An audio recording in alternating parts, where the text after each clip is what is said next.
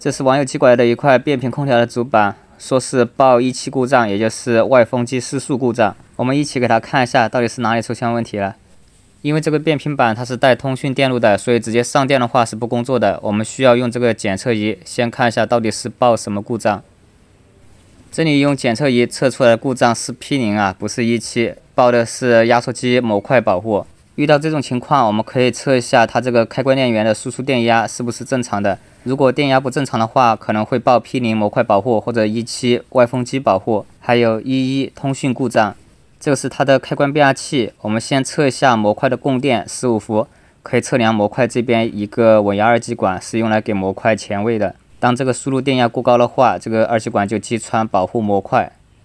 测量电压只有10伏偏低，那这个故障就是电源出现了问题。不出意外的话，它的主电压12伏也是偏低的。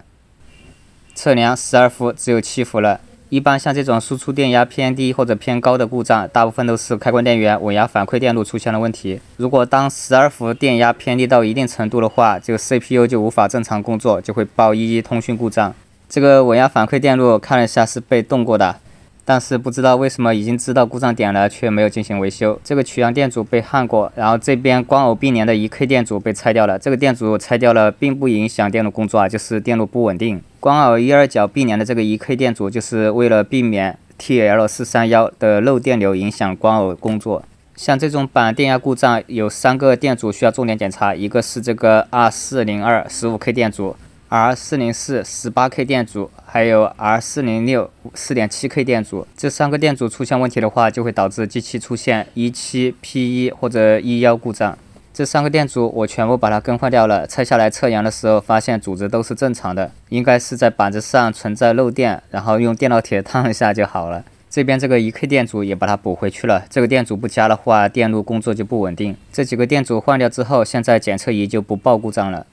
现在测量12伏就正常了，测量15伏也正常。最后用检测仪开机试一下，看外风机还有压缩机能不能正常工作。